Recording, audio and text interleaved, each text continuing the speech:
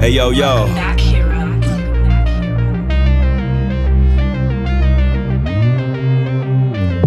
Yo, check it. This my special attack, 100 swords, 100 episodes, and here's to 100 more. Who got next? Place your change on the cabinet. Air Combo University graduates juggle my enemies before tagging in the Masters Hero. Pros in action, toe tagging champions getting active. The message will always get near you. Return to the dream team, Spider-Man and Strider hear you. When the mask is on, I can't promise Cyclops to keep his glasses on. The handshake was potent. The inner glow shown as a mega optic blast, trailing behind the Shinku Hadouken. How you gonna dodge both of them? Blast you down to the last atom. Best regards from the proton cannon you couldn't fathom.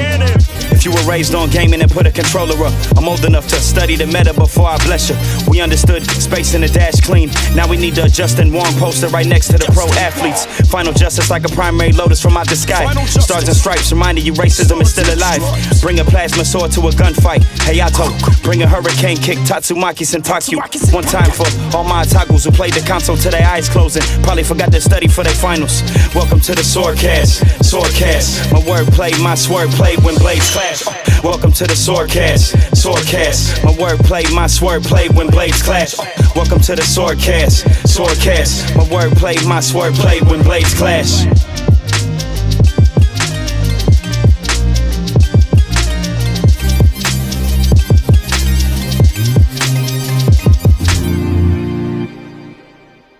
Recording.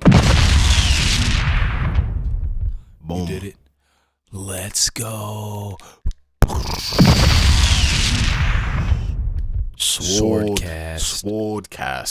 Welcome to episode 123. Look, man, first of all, before we even do anything, I gotta say we did our top 10 favorite film characters, and Hir-O let me make my list without including a Bruce Lee character, like a jerk. Oh, sorry. I couldn't live with myself, so I had to go back and make a change. If you follow us on Instagram, you already know. I had to add a Bruce character, man. On the last episode, I was saying how it's kind of hard for me to think of a Bruce like film character because I always just feel like it's just him. You know what I mean? Like it's just Bruce. It's him. He did it. Just him beating up people. But then I thought of what's, perhaps my favorite Bruce Lee movie, Fist of Fury, or aka Chinese Connection, where he plays the character is Chin-Sen. And that's the character I chose to add to get into my top 5 favorite film characters, because Chin-Sen is like the one character that Bruce played that became like this like kind of legendary Chinese cinema character that other actors then played. And you know how you see that all the time. We talk about Wong Fei-hung and like Chin-Sen was that character. Like Donnie Yen played him and Jet Li played him. I'm pretty sure. I think somebody else played him too. So that was the one I picked. And Fist of Fury that movie's fire. Yeah, bro. When he just blows my man's stomach up. He punches him in the stomach like 100 times. Right. Bro, and he also taunted, dog. My favorite part about that movie is like Bruce's acting, where he first of all he feeds somebody his own scroll, which is fantastic. And Two of them. He makes both rips in half. Rips in half. You have some too, actually. And then the taunt where he just like this nigga balls up his fist and then doubles down and balls it up like more somehow, and just pointed at that nigga like, dog, I will beat your ass, bro. Fist of Fury is such a good movie. And then I think that Enter the Dragon is the biggest one, right? Like Way of the Dragon is good too. It's super. That movie's funny. He directed that, right? The one with Chuck Norris. Yeah. So that's like his baby. That's the one where it's just like he's funny, and that one's got a lot of humor in it. But Fist of Fury, I think out of all the Bruce movies, I think Fist of Fury has the best fight scenes. I don't know. I won't say it has the one best fight scene because there's obviously the cool fight for and we always say Enter the Dragon doesn't have the best fights, but it's got like the most like Bruce like all his everything. It's the culmination of all of everything that he's got, like the bounce and the what I'm saying, and the sounds that he makes and everything. But I think Way of the Dragon probably has the best single fight, which is him versus Colt or Chuck Norris character in that Roman Coliseum. That fight's really dope. But I think that Fist of Fury has the best fights. Like all the fights in that movie are really, really good. And like I said, he's just like this kind of Chinese like superhero in that movie. You know what I'm saying? The classic Avenger master fight. I love the fight at the end where he fights the leader of the Japanese dojo, and he's like using a sword, and Bruce is fighting him with nunchucks. That fight's awesome. Kicks the lights out. He kicks him out of the window. Doesn't he kick the chandelier first?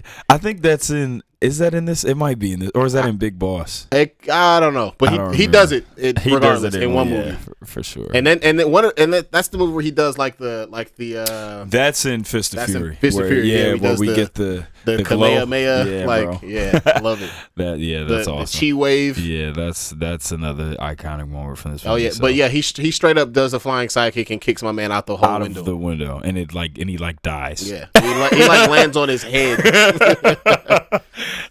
Yeah, he piles up a lot of bodies in that movie. Yeah, but yeah, and doesn't take any damage. I don't think he gets hit once, or maybe at the end he gets cut by my man's sword like one time. Right. Yeah, but he beats up so many people in that movie. Yeah, man. But shout out to Bruce, the legend, the GOAT. I had to get a Bruce character on there, man. Fist of Fury. Hey, man. Bruce Lee movies are good. You guys watch them. Good movies. The GOAT. But yeah, man. Let's go. Episode 123. We got some good stuff to talk about. What are you into?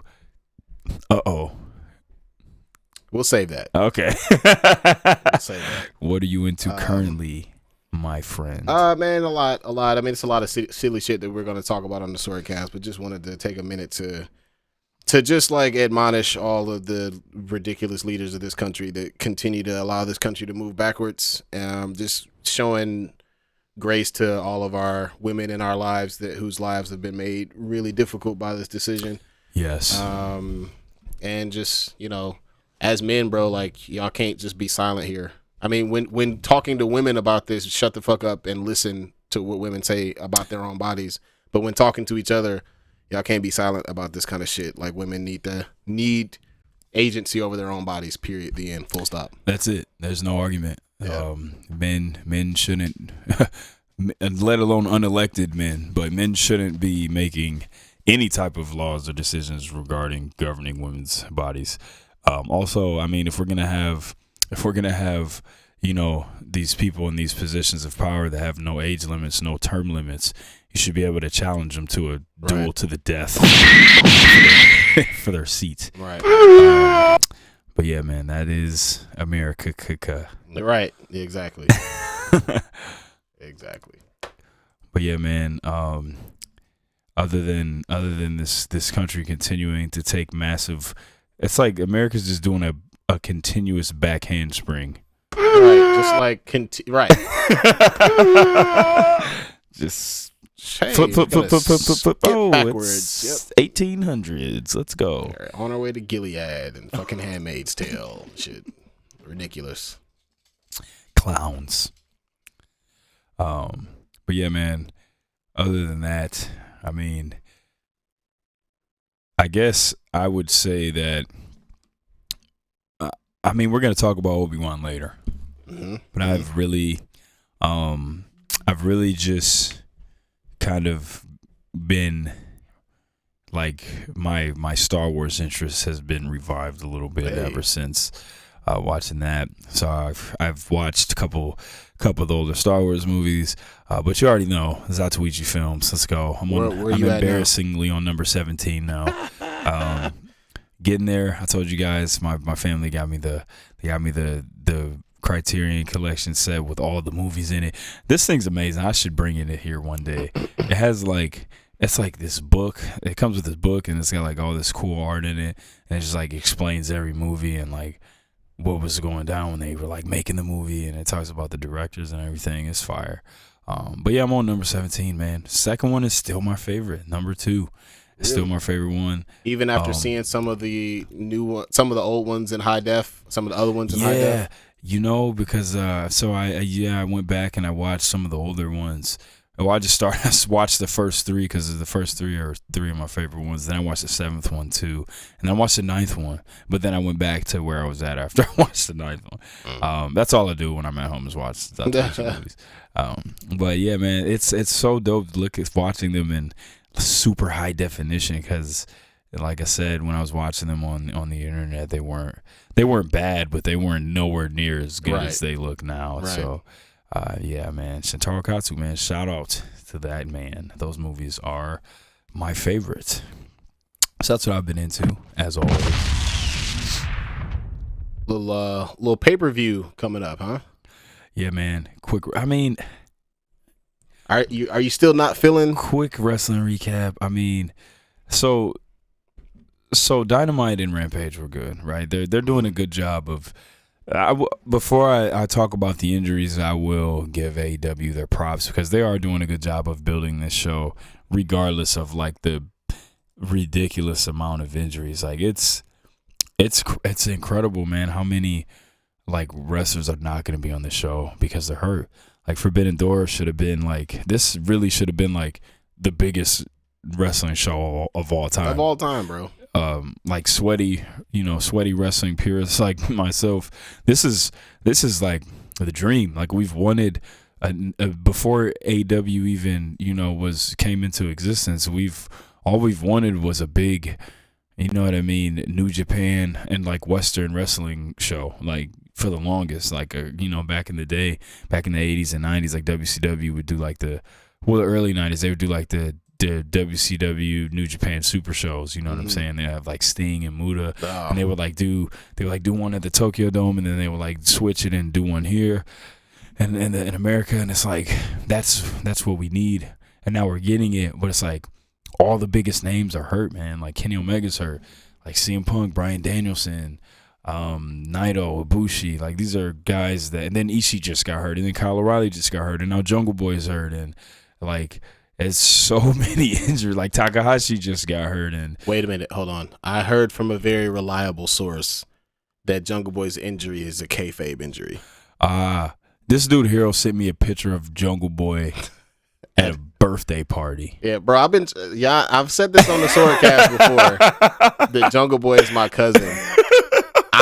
That's not a joke. I'm not playing with y'all, bro. Like I mean, I don't know him personally, but like my first cousin. Rashawn. He is in your family. Like legitimately my first cousin Rashawn, who I've known my entire life, who lives in California. Yeah. Is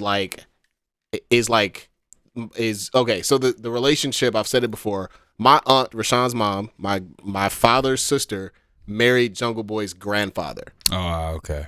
Who already had kids. I mean, he was old as fuck, obviously. So like Whoa. Grandfather-in-law, right? So Rashawn is like sees Jungle Boy like 3 or 4 times a month, like family members type shit. And he sent me a picture. Family members. So like there was that promo that Christian Cage did where he said that he would be eating his birthday cake through a straw. Like he literally sent me a picture of Jungle Boy with his birthday cake with a straw in it. Like that guy's related to me for real. Hilarious. So yes, I've heard from a very reliable source that is a kayfabe injury, and he will be off TV for a while, but he will be coming back. That's like really funny. Yeah. Right. That's hilarious. But yeah, I mean, like I said, they're doing a good job of building the show. It's just you know what I mean. It's just a little disappointing. Disappointing, man. It's just a little disappointing. That's all. But like I said, man, I have very high hopes for this show. And I do think it's gonna be. I mean, let's be real. It's gonna be amazing. It's not gonna be whack or nothing. But like I said, I just wish that. I wish it would be more of what it could have been, but it's still gonna be dope. Like I'm super excited for this 4-way match, even though Ishii's not going to be in it and they had to replace him. Whatever. I'm still excited for that match. I think Pac he better win. I know that. I would be okay with Malachi Black winning too, but you already know I love both of them. But I'm super excited for the main event, Tanahashi Moxley. Super excited for Orange Cassidy and Ospreay. Oh my there's God. gonna be matches. The show is gonna be fire.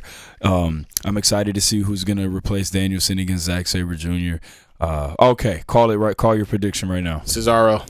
Okay, you're going with Cesaro, which I think his indie wrestling name is Claudio Cass. I don't know. It's Cass. Yeah, I forgot it. But you're going Cesaro. I'm going with Johnny Gargano. That's who I'm going to pick.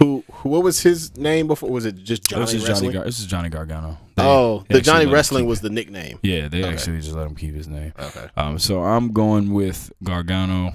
Either one would be amazing. Heard it here first. Yeah. We'll see. I'm like 100% sure there's going to be one of the two of those people. I think it has to be. I can't really think of another guy. So like from a technical standpoint, the only thing better I can think of is Bryan Danielson coming out and be like, "It's me, psych! I'm just kidding. It's me. I got cleared." All right. You know what I mean? So, I'm going with that. But yeah, I'm excited for the show. I think it's gonna be dope. And you already know, man. You know, there's gonna be a bunch of surprises that we're not expecting. You know what I mean? There's gonna be surprises. So, let's go, man.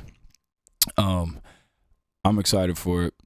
I'll be watching, obviously. But you, sir, there was an event involving basketball. Yeah, man. What transpired this past week, sir? Yeah, let me talk to y'all. I actually, you know what? For this event, I have for you a long batch of Hir-O's hot takes. Wow. Oh boy. So here we go, dog. I need to cue up the I actually need to cue up the music, bro. Hold on. Okay. Hey. Bro. Hold on, let me get all my shit together.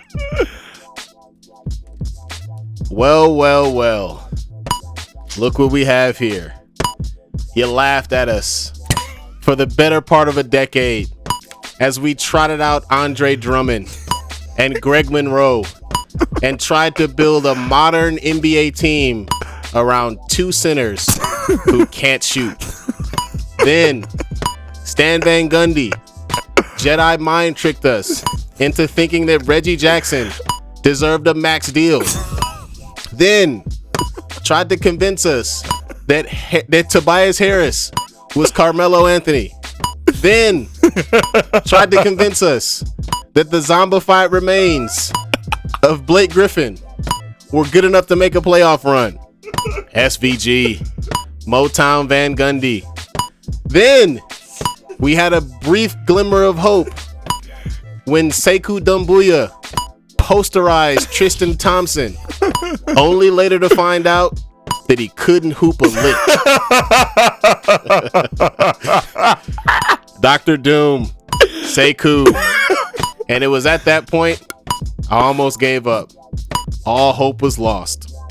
Suddenly, a new GM walks through the door, Troy Weaver, and within one season, flips the entire garbage roster.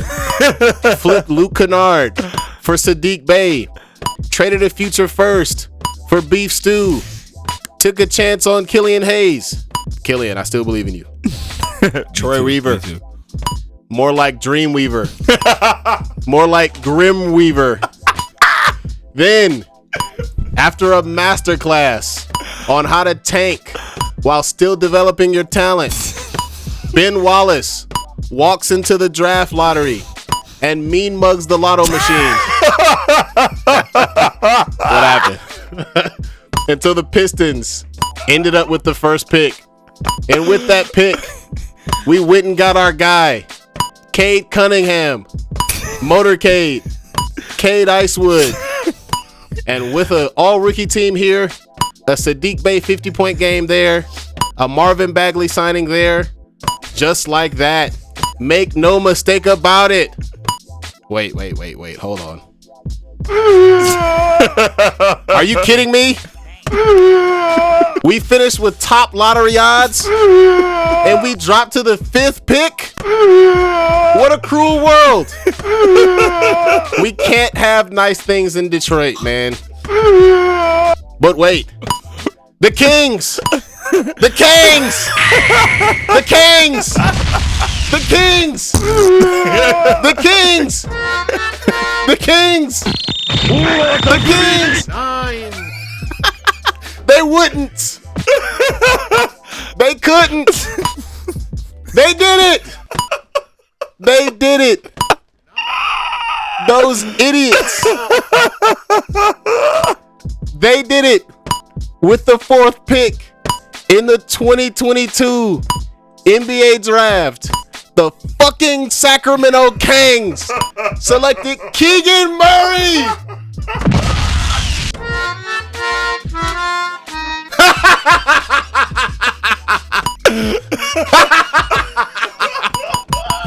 You fucking idiots. Are you out of your minds?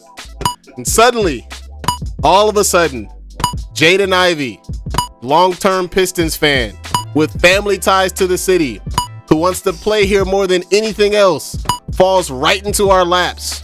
And that's not all. Troy Reaver, Grim Reaver, shows up into the Hornets war room with a lightsaber and glowing red eyes and steals Jalen Duren right off their draft board. And just like that, after 30 straight days of crippling anxiety and force-feeding myself Keegan Murray straight line drives and high school fucking post-ups and creating prayer circles for Jaden Ivey to fall to the 5th pick, make no mistake about it, the Detroit Pistons are back. Going to work. The Bad Boys, the Stones, Pistons, play-in tournament, collision course. Jaden Ivey, Rookie of the Year, collision course. Kate Cunningham, All-NBA selection, collision course. You know what the C in Cade stands for, Nav? What? It stands for congratulations on winning the NBA 2025 NBA championship. You know what the B in Sadiq Bey stands for? What? Nav? It stands for buckets. You know what the D in Jalen Duren stands for? What? It stands for goddammit dunk. You know what the I in Jaden Ivey stands for? What? It stands for GOAT. The GOAT. And by the way, I've been driving the Pistons bandwagon for decades. And I'm here to say, the doors to the coach are now closed. Please step back beyond the yellow line. And if you think that I'm pulling over to let one more Pistons bandwagon fan on, you're more insane than the Kings GM. Kangz. What the hell we doing? Speaking of hell, Adam Cole. And those are the Hir-O hot takes. Shout out to Stu Gott to the Lebertar Show. Don't sue me. Dog. Yo, that was better than the story about the backboard. Bro. That might be the funniest moment in SwordCast history. Oh my god. The Kings, dog. I have actual tears in my eyes. Oh my god. That was fantastic. Dog, let's go. That was fantastic. The Kangz. The Kangz. Oh, they did it, man. I can't fucking believe that shit. Bro, when I was watching the draft, and they were on the clock, and Woj comes on the screen, and he just goes, "Now the Kings are really high on Keegan Murray. That's their guy." And I just started laughing. You fucking idiot. Like, and look, by the way, because we know Keegan Murray and all the NBA players listen to this podcast every single day. Of course. I think Keegan Murray's going to be a fine player. He's probably going to work out for them. He's probably going to be a good fit. He's going to make all rookie first team, get you a nice 14, 13 points a game.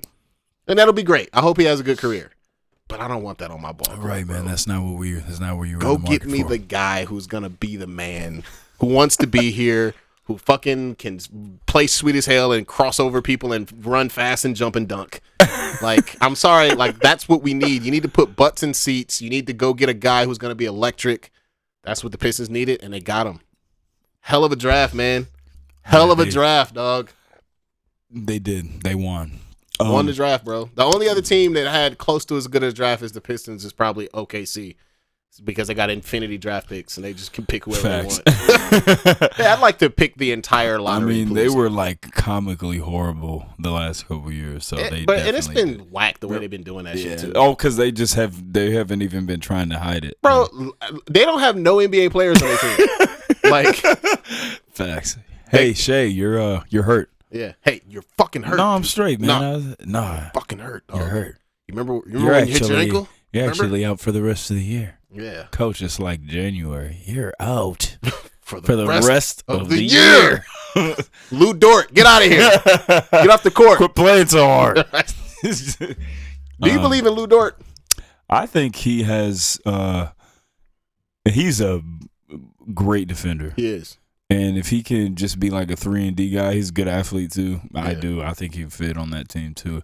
But you made a good point, man, about the bandwagon thing. We talked about this off air the other day, and it's like I text you and I said, I hate to say it, bro, but it's bandwagon time. You know what I'm saying? I've already seen it happen, bro. And bro, it's so weird because I went through that when the Warriors had Kevin Durant and they were a ridiculous team.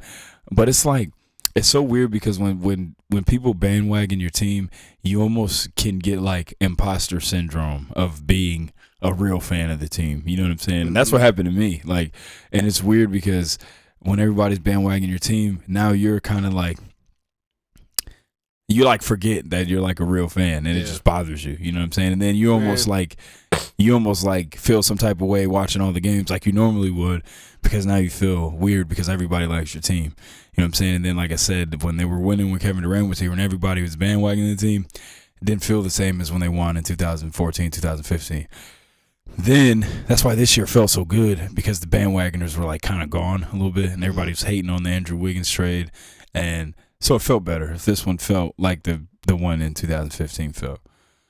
Yeah, man. I've already noticed the bandwagon start, dog. Like I've been posting a lot about the Pistons lately. And I've been, because, I got my normal people that I talk to about the Pistons, the kind of usual suspects that'll comment. And all of a sudden, I'm seeing some new niggas, dog. Wait a minute. Where you ain't been here. I know you. I know you in real life. And I know you don't care about the Pistons. You can't. What's this all about? What the hell's going on here? You can't trick me. You ain't been here this whole time, come on, buddy. Bro. I was in there when we was trotting out Greg Monroe and fucking Brandon Knight. And I used to like Brandon Knight, but hey, man, I got some. I mean, we're gonna see because I got some random favorite Warriors players. Oh yeah, I was there. I was there for the dark days I was there for the dark days when we had some just random dudes that was just out there averaging 20. Right. And you know what? Being on the internet, first mistake, right? As always. That is always the first I told mistake. you somebody had posted something and it was like, oh man, like Mark Jackson needs more credit. Like this is his team. And look, man, how much I love Mark Jackson. I love Mark Jackson. Steve Kerr is one of the greatest coaches of all time. Easily, hands down. Let's not try to do the thing where we're like, oh, this is Mark Jackson. It's not Mark Jackson's thing. First of all, the guy says, well, Steve Kerr didn't draft Stephen Curry. Neither did Mark Jackson. First of all, Mark Jackson's not the GM. Second of all, Don Nelson was actually the coach when they drafted Stephen Curry. First of all. Second of all, what I said was Don Nelson, who I love, he's one of my favorite coaches of all time. Don Nelson built the play style flat out. He made the Warriors up and down, high tempo, like get shots up early in the shot clock. He made them that type of team, and they've been that way since the early 90s. Like run TMC, Tim, people forget Don Nelson was there twice. Like, Oh, yeah. he was Yeah, there yeah. for that in the early 90s.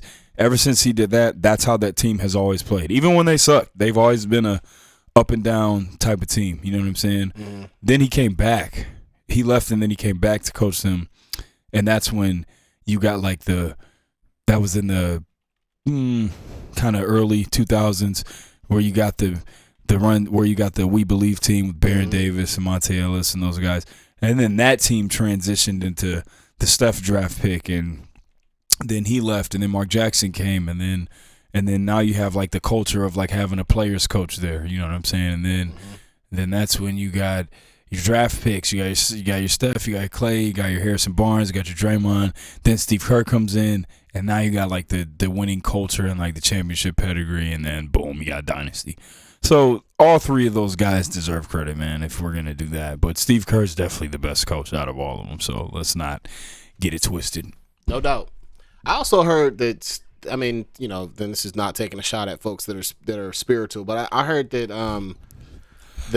Mark Jackson was kind on of some like weird, pushing some religion in the locker room, and it was not, it was rubbing guys the wrong way. Yeah, like demons were getting in between him and the players and shit like that, and that's why they fired him. So you know what I mean? That's why he got fired, man.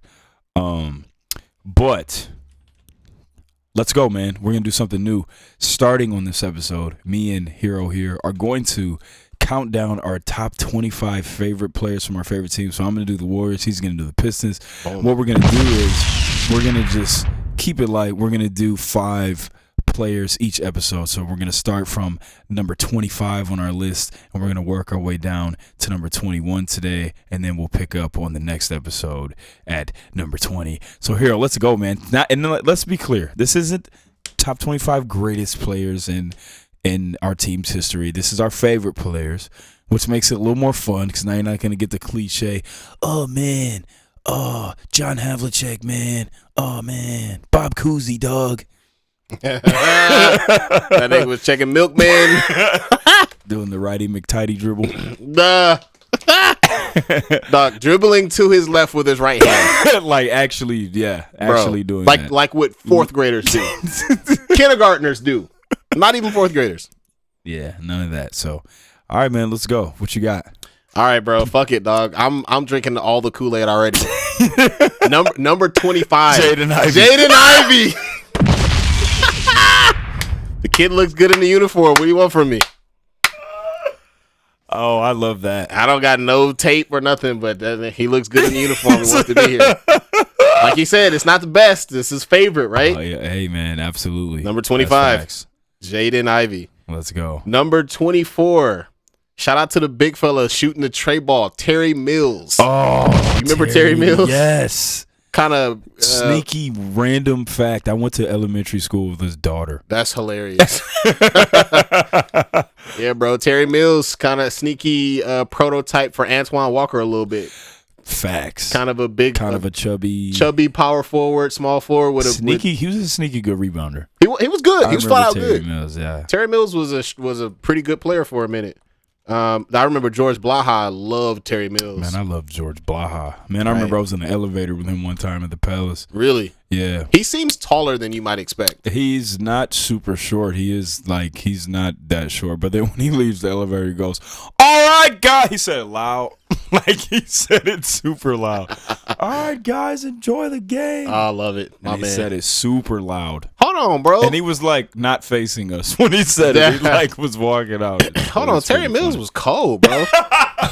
Dog, Terry Mills had a season in 1994 where he averaged 17 and 9. Bro, that nigga was a beast. He was a beast. He was killing. Yeah, his career averaged 38% from 3. My man. Shout out to Terry Mills. Shooter. 6'10". Damn. Hold on a minute. He was huge. Right. And I thought he was like 6'8", 6'7". 6'10", 230. He wasn't even that big. I wonder why we thought he was fat. Like, where did that come from? Maybe we're confusing him with somebody else. We all thought it was his head. He had like a round He did head. have a fat head, kind of. He looked like a fat nigga, but was secretly an amazing athlete. Secretly, like... He was only fat from the neck up. Right. Nah, Terry Mills, my man, number 24. Let's go. Number 23, and you'll love this one. Number 23, Dana Barros. Let's go. One of my favorite Pistons ever, bro. Bro, Dana Barros was sweet. Bro, he had a season in, looks like it was 95 when he played for the Sixers, averaged 20 and 8. Made an all-star team. Good player. Barros. Career 41% 3-point shooter. Bloody Cashman. Bloody Cashman, bro. Dang. And yeah, Dana Barros was one of the sweetest like small guards ever. Yeah, he was cold. And like one of the under the radar sweetest small guards. For sure. Yeah, good player. Played from 2000 to 2002 on the Pistons, right before they started getting really good. Right when they brought the red, white, and blue back, that was when he was playing for us. Yeah, he was nice. Good player. Number 22, dog. Hey, a lot of people don't know how sneaky good this guy was. Bro, Kelly Tripucka.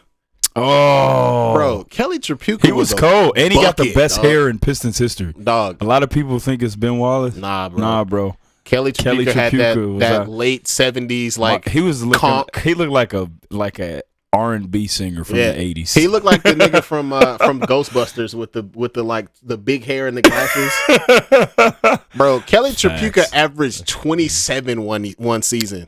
Oh my gosh. Yeah, he was nice. He was athletic too. Yeah. 6'6", small forward, bloody Cashman. Yeah, bro. Just bucket getter. He played with Isaiah. Great pick. He played with Isaiah that one year. I think that was Isaiah's sophomore year. Yeah. Maybe. Bro, Kelly Tripucka averaged 27. Isaiah Thomas averaged 23 and 9 assists. Oh my gosh. And Bill Laimbeer, sneaky 15 and 12. My man. All right, That's a great pick. Where are we at now? Number 20. Oh boy. So I mentioned him earlier in the pod, man. Number 21, dog, Brandon Knight, man. Oh, Brandon Knight got unfairly murdered out of the league. Yeah, he got dunked into the shadow realm and never came back. That's legitimately ended his career. Like Facts. bullshit. Like he no was bullshit. not even the same player after that happened. Yeah, man, Brandon Knight was one of those guys. Dunked into the shadow realm. Bro. He was one of the first when I started to like. I was always a Pistons fan, but it was right around the time where Brandon Knight was a rookie, or right before Brandon. It was like when we drafted Greg Monroe. Was when I first started like obsessing over the Pistons. Like where I would like watch every single game, record every game, look at all of our draft, and live or die by our draft picks. Like if the draft pick had a bad game, I like had a shitty day. Like it was that kind of thing. And Brandon Knight was actually Rodney Stuckey was the first rookie I fell in love with, but that was a different time. Okay. Brandon Knight was like the first rookie that I was really invested in from the jump, and he had a moment, man. Like he averaged about 13 points a game, was a pretty good shooter from three. And then right when he left, when we traded him to Milwaukee, he looked like he was finna have a good career. He started. Oh, facts. He averaged about 18. He went to Phoenix and averaged 20, and then he got hurt and could never get his career back on track after that, which is too bad. Yeah, man. But yeah, shout out to Brandon Knight. So yeah, that's 25 through 21. Yes, sir. Jaden Ivey, Terry Mills, Dana Barros. This dude instantly included Jaden Ivey. Off top, dog. I love that. Kelly Tripucka, Brandon Knight. Let's go. Hey, man, this is fun because, like I said, you're going to hear, it's going to be a lot of random names that you haven't heard in a long time popping up with this. Let's go, man. Just coming in real quick. Like we said, I'm not including, this is favorite players, so I'm not going to be including like Wilt Chamberlain and Rick Barry and Nate Thurman because I did not see those guys play. And it's a difference, right? Like we're too young. We weren't there for the Bad Boys Pistons, but like it's not so far removed from our era that like our parents educated us on it and we knew about those players and we've seen plenty of film and games of those guys playing anyway. Like this is like Wilt Chamberlain, you're talking like 60s, and Rick Barry, you're talking 60s. Like literally 60 years ago. Yeah, you know what I mean? Like, so that's way before our time. But let's go, man. Before I do mine, I just want to give two honorable mentions to guys that aren't going to make my list because they just weren't like on the team long enough. First is Jamal Crawford.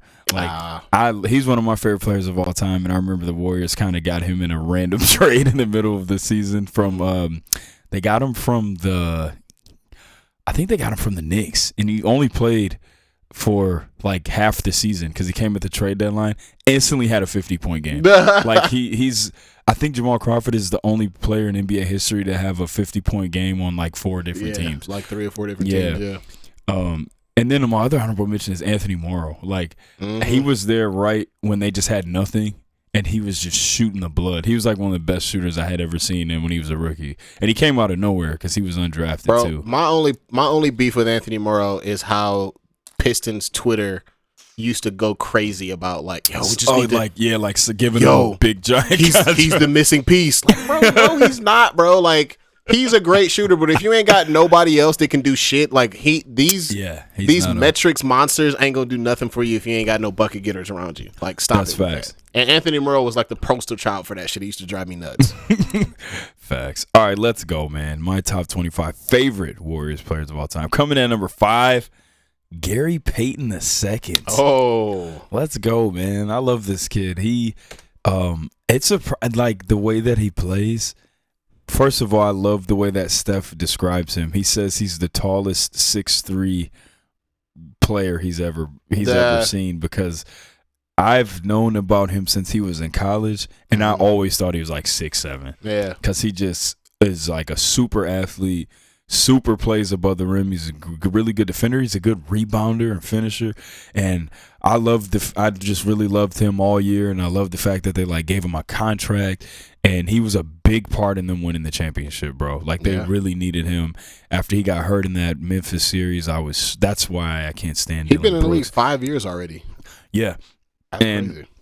A big part of winning the championship this year. And I hope they give him. He was one of my favorite players, and I hope they keep him around. Coming in at number 24, Leandro Barbosa. Hey, one of my favorite players from the championship team, and he's I've always been a fan of Leandro. He's one of my favorite European players, but he's just like, from what I've heard about him, one, I love him. He's one of my favorite role players ever with the Warriors.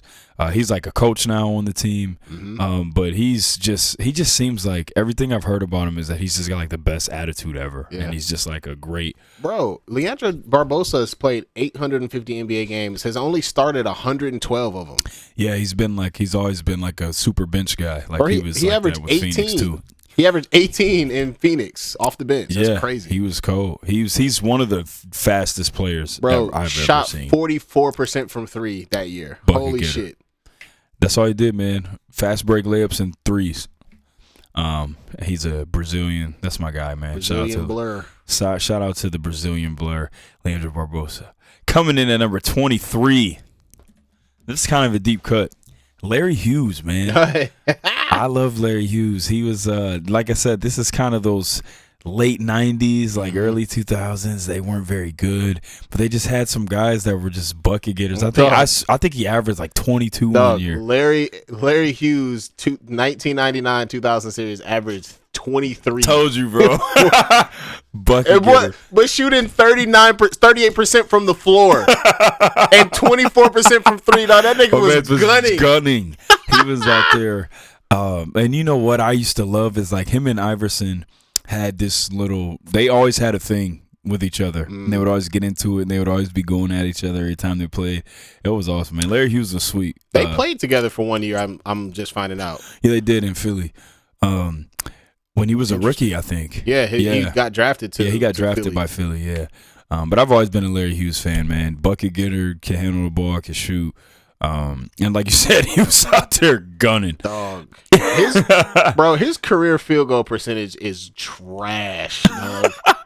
A career 40%. Hey man, from the field. He is a career get these shots up kind of guy. Dog. Him and Ricky Davis, dog. Oh my, bro, Gunner. They're very like. Ricky Davis was a better athlete, but they're similar for sure. Didn't they play together in Cleveland? Weren't they both in Cleveland? Oh no. I think he came after they got rid of Ricky Davis. Yeah, that's true. Because I don't think LeBron and Ricky Davis. No, they was like, we can't have Bron run this guy. You gotta get his ass. Him and because who else was there? It was him and not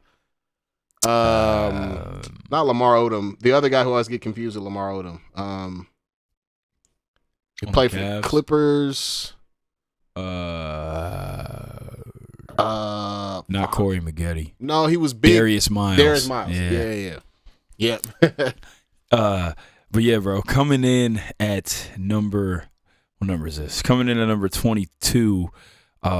This is one of my favorite players of all time. He wasn't with the Warriors very long, but still one of my favorite players ever on the Warriors. Gilbert Arenas, man. Mm-hmm. They actually drafted Gil, and he only played. I think he only was with the Warriors for 2 seasons before he went to Washington. Got a good season, but he was good. He won. I remember he won the MVP of the. Remember they used to do the rookie sophomore game. Mm-hmm. I remember he won MVP of the rookie sophomore back when he had the mini fro, and I was a big fan of him. At college, in college too, at Arizona. So I was really happy when they drafted him. Shout out to Gilbert Arenas. And then capping off my from 25 to 21 list of favorite Warriors of all time, coming in at number 21, Al Harrington, dog. Yes. One of my favorite like stretch fours ever. This was like peak positionless basketball with Don Nelson, and Al Harrington used to he was so sweet, man. He could shoot. He had a little post game. Like he was like that. He was almost like 7 feet tall too. He was tall. He was like 6'9" or 6'10". Good rebounder. I really liked Al Harrington. I was a big fan of him. This might be a little bit of a spoiler for your list a little bit later. How has Antoine Jamison only been on 2 All-Star teams? Oh, he's one of the most underrated players of all time. He got 20,000 points, bro, for his career. I would be willing. I'm not looking right now. I would be willing to. I know he averaged over 20 for his career. Did he average over 20 for his career? Close. He averaged 19 for his career. Close. He was a double. Automatic double. He averaged 18.5 and 8 rebounds a game. Spoilers, yes, he is on my list. But I love Antoine Jamison. Later on down the line, I love Antoine Jamison. But yeah, bro, that's my 25 to 21 for my top 25 favorite Warriors players, man. And we got we had Gary Payton second. We got Leandro Barbosa, Larry Hughes, Gilbert Arenas, and Al Harrington. We'll get into the rest on the next episode. We'll do 5 more. Boom. Hold on, bro. I need to figure this out. Antoine Jamison. Even when he was on the Wizards, he was nice. I think the Wizards were like one of only a couple teams in NBA history to have 3 guys averaging 20 points or more when they had Gilbert Arenas, Caron Butler, and Antoine Jamison. And Larry Hughes, sneaky, played with Gil.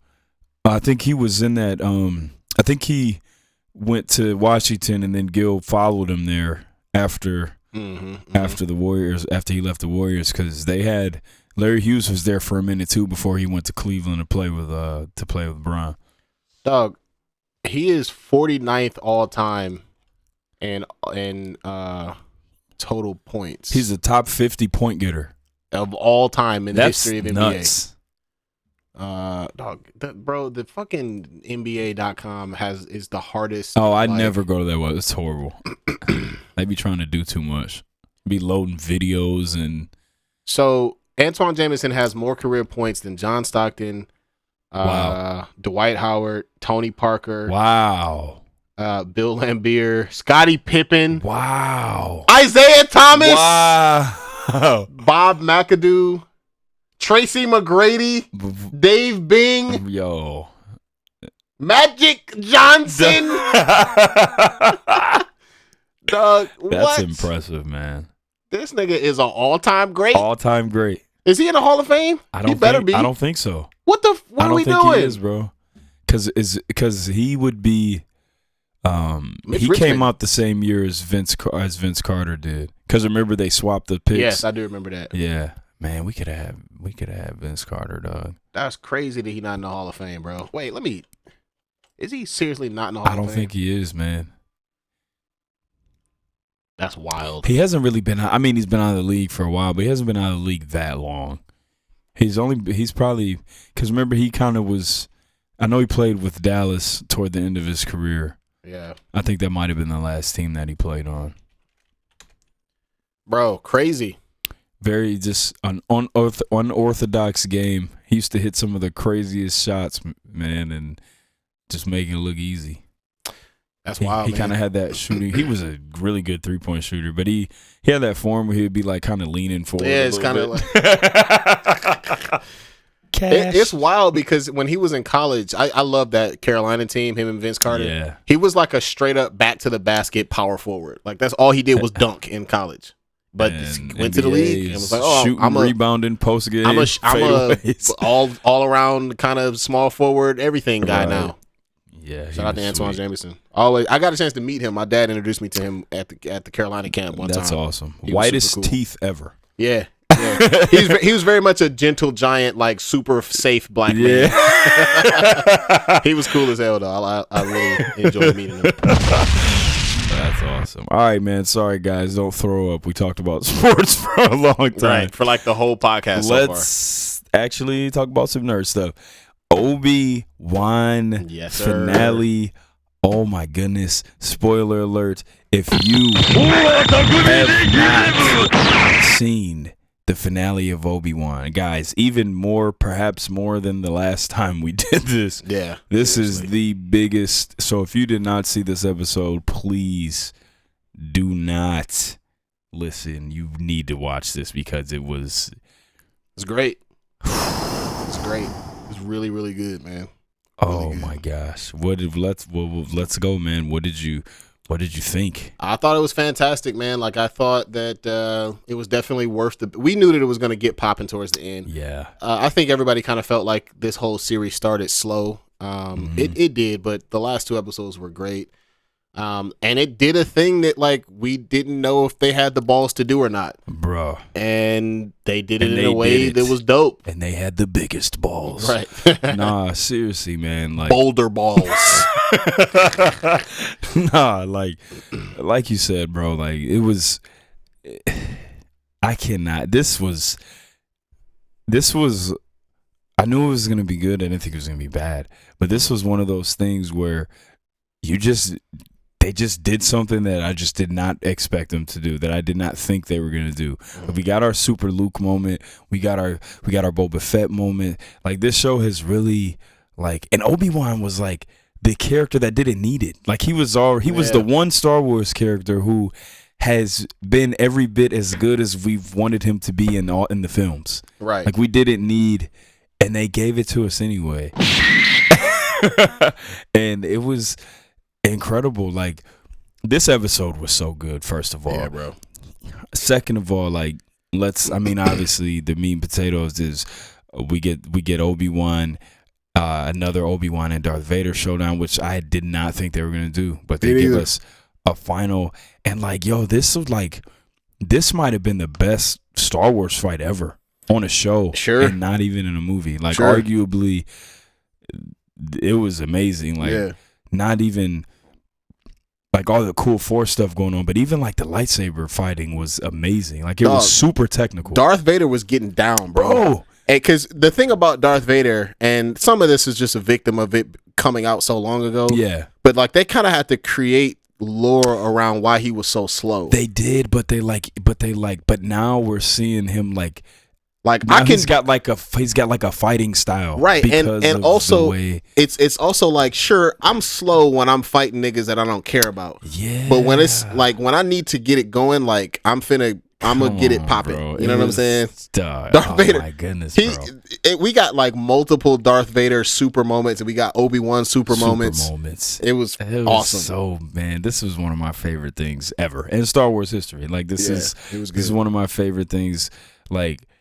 This was so good, and like I said, the fight was amazing. We got the super Obi moment with the rocks, and the lightsaber tech was incredible. And one of the most amazing things is obviously, they fight, and then Obi-Wan gets the upper hand, and there's this moment where he slices Vader's mask, and he was talking, and it was a combination of the two voices. That was the coolest part, bro. It was the Hayden Christensen voice and the James Earl Jones Darth Vader voice, and they were together. Yeah, that was my favorite. That was the coolest moment to me. What? That shit was fucking incredible. Oh my gosh, bro. It was amazing. I watched the episode twice in a row. When it went off, I was like, run it back. Yeah, it was so good. 10 out of 10 finale. This was the best, in my opinion. This was the best thing. Not maybe not the show entirely, because I think season 1 of Mandalorian was like really good, but just this. Season 2 of Mandalorian was Mandalorian was fire too. Yeah, it was. But just this episode, I think, is the best thing of the Disney Plus like Star Wars stuff. Like this episode was amazing. Fight incredible. And like I said, man, like this, I've never been like the biggest Darth Vader fan, and half of it is because he just was like corny to me. Like ever since I was a kid, I'm like, this dude looks dumb. He's got a trash like a garbage can on his head, and he's like super slow and he's super stiff. And like when you're a kid and I'm like watching Empire Strikes Back, I always just thought it was corny, like because of the way he moved, and he's like throwing all this stuff at Luke, and it's like hitting him all slow, and he's like, you know what I'm saying? Yeah. But then it's like, now, like they have like really, and no disrespect, because like obviously Empire Strikes Back is an incredible movie, but like they have like taken this character and like he's like horrifying now. Yeah. You know what I'm saying? Yeah, he's the boogeyman. He's literally the boogeyman. He's the best fictional villain ever, and all these things that have like built up to him being the way he is, like it makes so much sense now. Like it made sense before, but the way that they've like done like the little flashbacks, and like the way that they have like he hates Obi-Wan so much, bro. And it's like then you think like he has no idea that his kids even survived. Like he doesn't even know, you know what I mean, that he has kids, let alone 2 of them.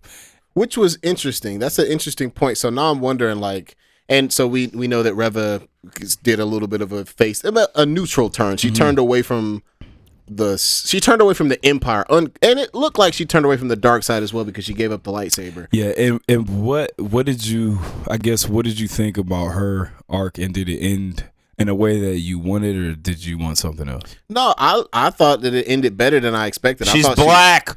She won't be watching. Hey, not a good character. I thought that she was gonna die, so I'm glad that she is not dead. But it just is interesting to me, like, what was her motivation to try to kill Luke? Because that, you know what I mean, is the same place I was at. I think that she probably didn't know that Vader didn't know that they existed. Do you think she probably thought that Vader knew that they were there, that they existed?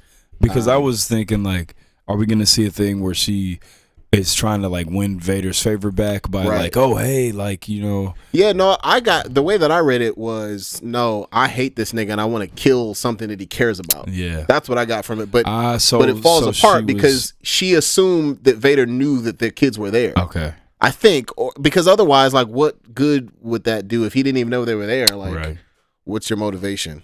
So, but I'm glad that she didn't try to win the favor back. Yeah, me too. Because that would have been whack. I wouldn't have liked that. It would have been a waste of her whole arc. Yeah. So her arc was fulfilled. I mean, we called it from literally the first episode. Like, wouldn't it? And like literally, like I literally predicted that would be what she would say. Yeah, why didn't you save us? Word for word. And it was like it was dope. That was the best. That made her so much more interesting, bro. It did, and that's what we wanted, and that's what we got. Yeah. And now, like, I heard that there was rumors that she could be getting a spinoff show, which I thought at first sounded like bullshit, but like, I could totally. I mean, she survived and like is out there somewhere now, like, so there's room for them to continue on with the story about her, and I think that she's an interesting enough character.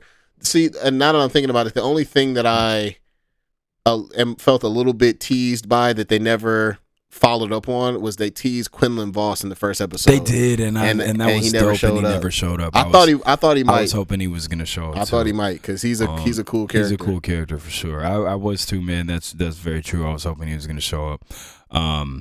But then like I'd loved like Obi-Wan he's the purest Jedi, bro, ever. Like this guy, I felt like this was his like do it. Like that was his do it moment. Like he had a chance to kill Anakin, and he just kind of like, nah, I'm just gonna kind of leave you here like I did last time. Yeah.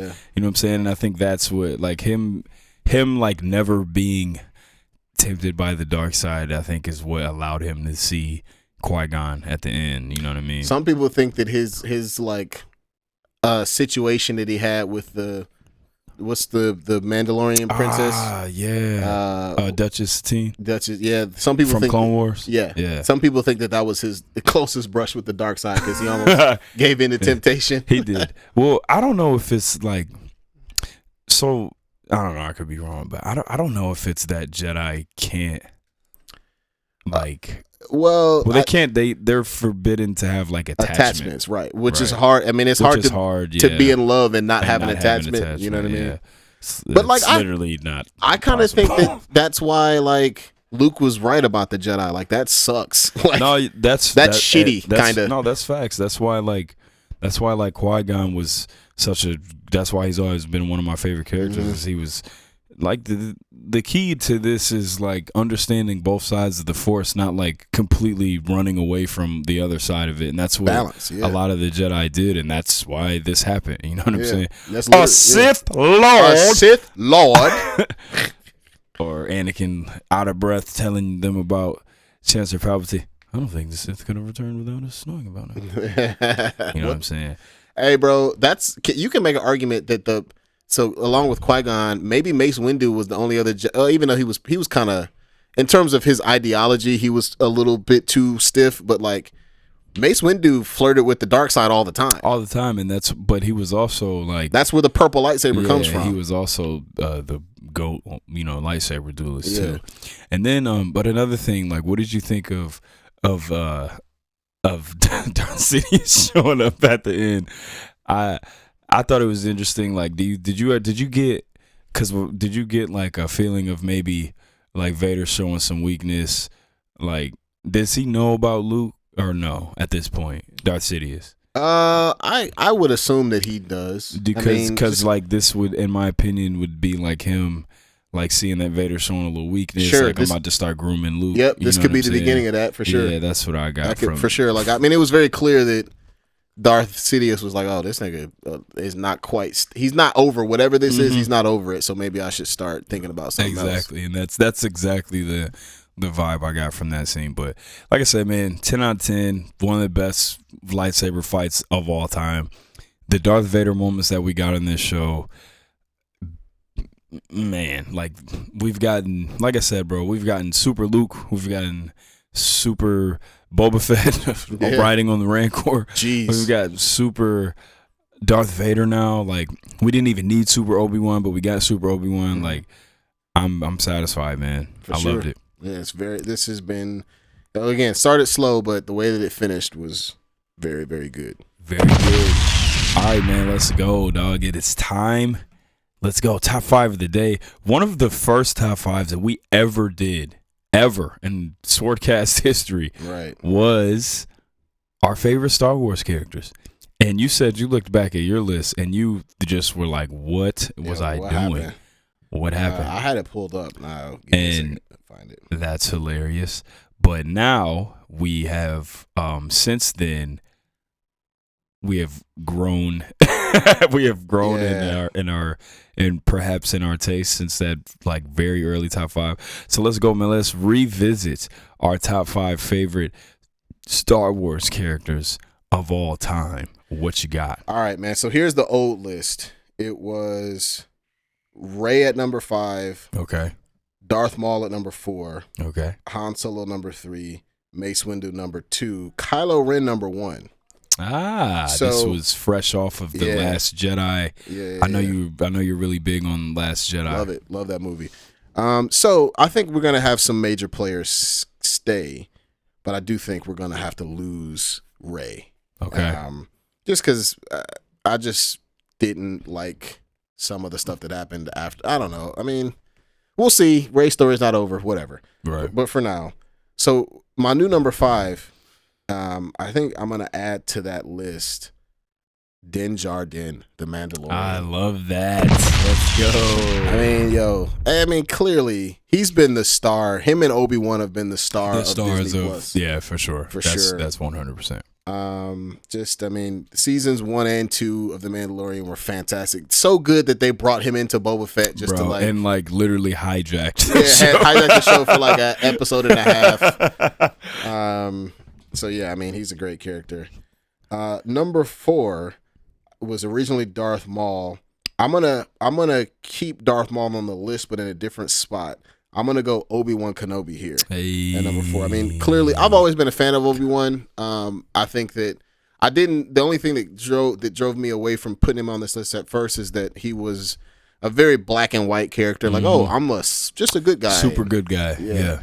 But I like, me, I love the complicated characters. And he's got some issues. He was like scared and he lost shook, all of his confidence. He had legit PTSD. And then I also love at the end of the show, now he's just like, I'm just going to kind of wear my Jedi robe. I don't really care. I just whoop Darth Vader again. So ignite your lightsaber if you have a winning record against the dark. All right. Nightmare Darth Vader. Me and only me. Hello there. Hello there. Hello there. I did the Leonardo DiCaprio point at that part. Hey, that's the thing. That's the thing. I did that he said something else. Oh, when have you come to destroy me? I will do what I must. Yeah, that was fire. I love his little lightsaber stance too. Right, two fingers. Obi-Wan he's definitely shown me some complication, and I love complicated characters. Number 3 originally was Han Solo. I still like Han Solo a lot. He's dead now though, so it's kind of like literally. So I'm gonna bump Darth Maul up to number 3. Just a fantastic character. Who you're probably gonna disagree with me on this. I wish that we got more of him in movies and TV shows and less of him in Clone Wars. 100%. And I'll even go a step further and say that I was good with just the Phantom Menace version of Darth Maul, because his character in comic books is fire, but his character in Clone Wars, I hated his character in Rebels. Clone Wars, the first really, because I didn't like what they were doing with his character for a long time. And I didn't like how he went from being like a Sith apprentice to being like, I'm just gonna kind of like fester in the criminal underworld. Yeah, and I'm like a mob boss. Yeah, now. And now I'm totally insane. Exactly. Right. Nah, bro, 100%. Like, I would much rather have not even him been in Clone Wars at all. Even though, we all know the fight with Ahsoka is amazing, but like the stuff before that, I could have did without it. Ahsoka was not even close to on my list before, and she didn't quite make this list, but I would put her as an honorable mention. Yeah, I love for sure. Like that last season of Star Wars, Clone Wars was so good. Her additions and the Disney Plus stuff has been great, and I'm like straight up looking forward to her show now. Looking forward to this show too. Because her show is actually super important because it's the show that ties together the shit between the original trilogy and the sequel trilogy. Yeah. Because you'll figure out what the fuck Ezra's been doing for the past 60 years or fucking whatever, or 20, however long the time jump was. Rebels, and going off to they literally created a plot device, just an area of space just to tuck characters away for 20 years. They actually did that. It's like, what are we doing here exactly? That's why I hate when I hear Clone Wars. I get PTSD, dog. Yeah. Like, no, not another animated Clone Wars show, please. I'm so tired of clones, bro. Anyways, so number 3 is now Darth Maul. So number 2, I got a little excited about Kylo Ren, and he got bumped to the number 1 spot. I still love Kylo. He's going to come in at number 2.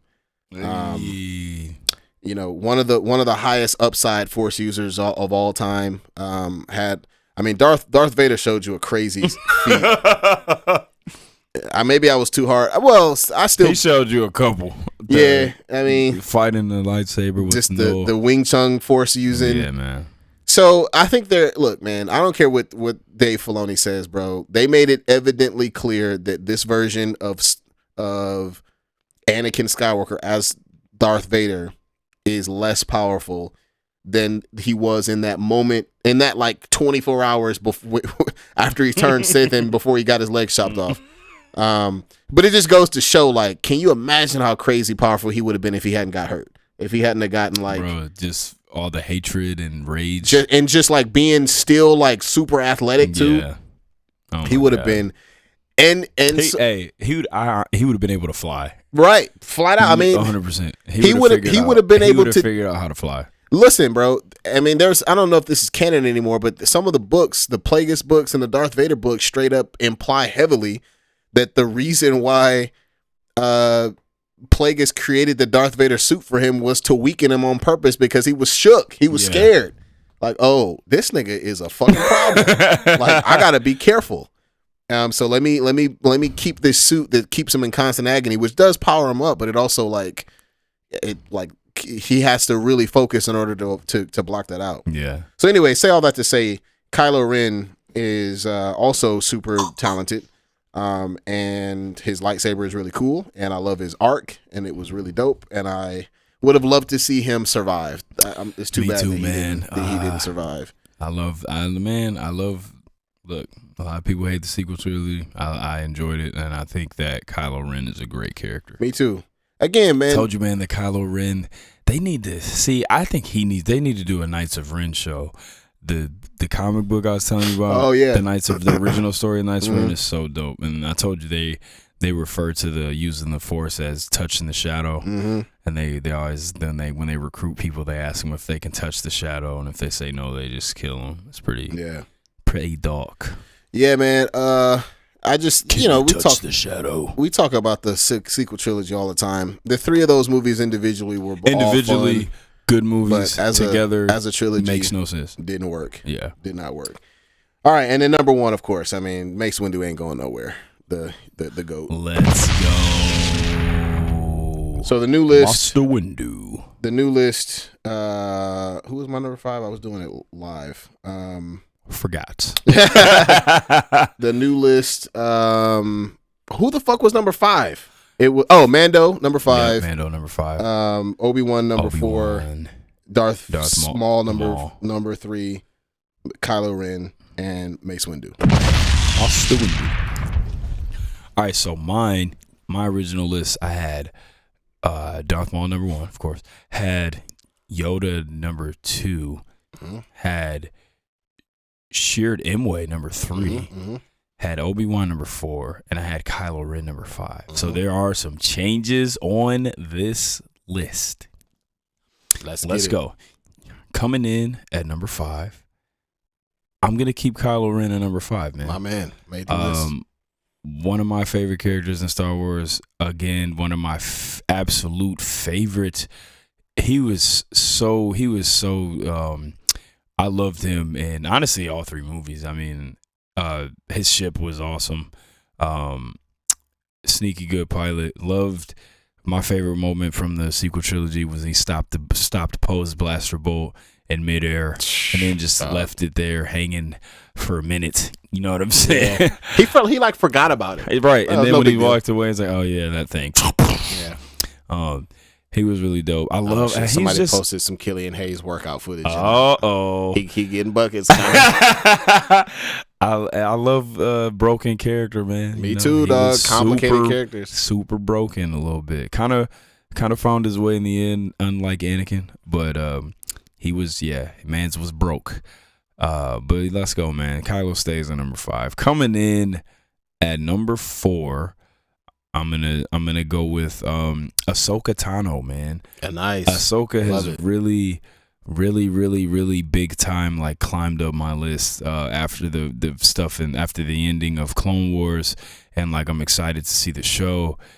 So I'm excited about her character. I love her. She's my favorite character in the Clone Wars. Like I think as far as Clone Wars goes, I think she's the greatest Clone Wars character that came from that show. I'm not the biggest fan of like the Darth Maul character in that show. Yeah. Like Ahsoka, is it a hot take to say that they made Anakin too much of a hero in Clone Wars? They did, because it didn't make any sense. Like he was such a good guy. He was too much of a good guy though, and it didn't really, and it really, I think it hurt the transition to Vader, because you're just kind of like, bro, he's like too good, and you know what I mean.